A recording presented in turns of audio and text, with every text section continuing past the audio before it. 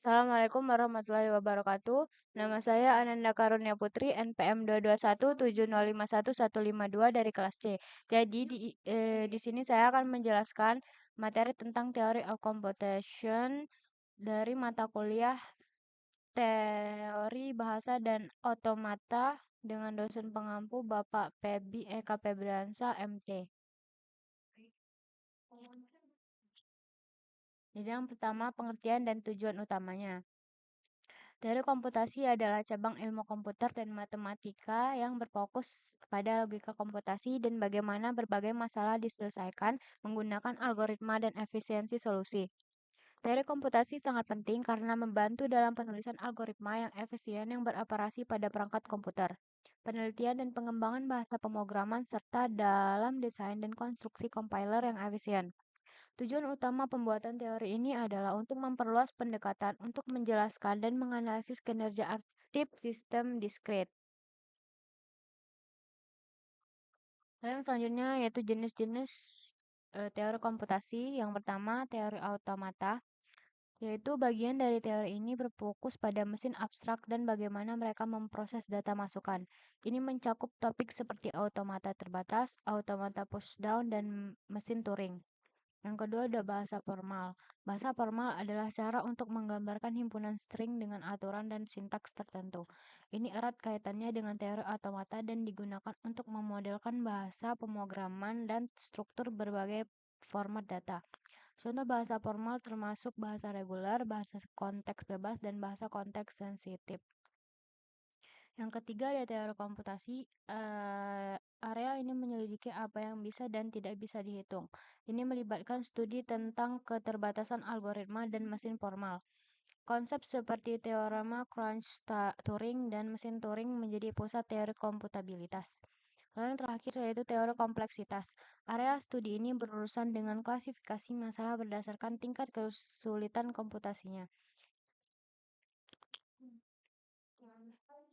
Lalu yang selanjutnya yaitu bahasa reguler. Bahasa reguler adalah konsep dasar dalam teori bahasa formal dan teori automata. Mereka ditandai dengan sederhananya dan digunakan untuk menggambarkan pola dan struktur yang dapat dikenali dan diproses secara efisien oleh automata terbatas. Bahasa reguler dapat dikenali oleh automata terbatas, deterministik maupun non-deterministik. Namun, NFA sering lebih ringkas dan lebih mudah dibangun untuk beberapa bahasa. Bahasa reguler digunakan dalam analisis leksikal, misalnya memecah kode sumber menjadi token, pencarian teks, misalnya grep, dan validasi masukan, misalnya validasi alamat email atau nomor telepon.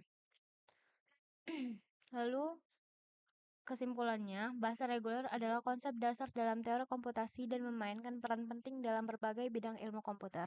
Mereka sangat cocok untuk menggambarkan pola yang dapat dikenali dengan efisien oleh automata terbatas, menjadikannya alat berharga dalam pengenalan bahasa, pemrosesan bahasa, dan tugas pemrosesan teks. Lalu ada operasi pada bahasa reguler. Yang pertama yaitu operasi gabungan. Diberikan dua bahasa reguler L1 dan L2, gabungan L1 gabung L2 adalah bahasa baru yang berisi semua string yang termasuk dalam L1, L2, atau keduanya. Yang kedua yaitu operasi irisan. Irisan dua bahasa reguler L1 dan L2 dilambangkan sebagai L1 irisan L2. Adalah bahasa baru yang berisi semua string yang termasuk dalam L1 dan L2. Lalu yang ketiga adalah operasi konkatenasi. Diberikan dua bahasa reguler L1 dan L2, konkatenasi L1 titik L2 adalah bahasa baru yang berisi sebuah konkatenasi yang mungkin antara string dari L1 dan diikuti oleh string dari L2. Yang keempat ada operasi bintang klini. Bintang klini dari bahasa reguler L dilambangkan sebagai L bintang adalah bahasa baru yang berisi semua konkatenasi akhir yang mungkin, termasuk string kosong dari string dalam L. Dan yang terakhir yaitu operasi komplement. Komplement dari bahasa reguler L dilambangkan sebagai komplement L adalah bahasa baru yang berisi semua string di atas alfabet yang sama yang tidak termasuk dalam L. Lalu ada mesin terbatas. Mesin terbatas atau juga dikenal sebagai mesin state terbatas adalah model komputasi abstrak yang terdiri dari himpunan terbatas status, alfabet masukan yang terbatas, fungsi transisi yang mendefinisikan cara mesin berpindah antar status berdasarkan simbol masukan, status awal, dan himpunan status penerima. Jenis-jenis mesin terbatas ada 4, yaitu mesin terbatas deterministik atau DFA, mesin terbatas non-deterministik atau NFA, lalu ada push down automaton atau PDA, dan yang terakhir adalah mesin Turing atau TM.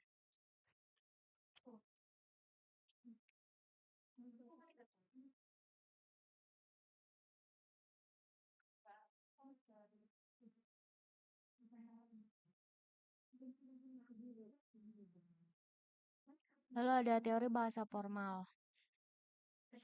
Teori bahasa formal adalah cabang ilmu komputer dan matematika yang berhubungan dengan representasi bahasa sebagai kumpulan operasi pada alfabet. Dalam ilmu komputer, bahasa formal digunakan untuk mendefinisikan tata bahasa, bahasa pemrograman, serta versi normal dari himpunan bagian bahasa alami di mana kata-kata dalam bahasa tersebut mewakili konsep dengan makna atau semantik tertentu. Lalu di sini adalah metode umum untuk menentukan apakah sebuah string termasuk dalam tata bahasa konteks bebas yang diberikan. Yang pertama, kita harus memahami tata bahasa. Lalu konversi tata bahasa ke bentuk normal Chomsky CNF itu bersifat opsional. Lalu yang ketiga, pilih algoritma penguraian. Yang keempat, bangun tabel penguraian itu jika berlaku.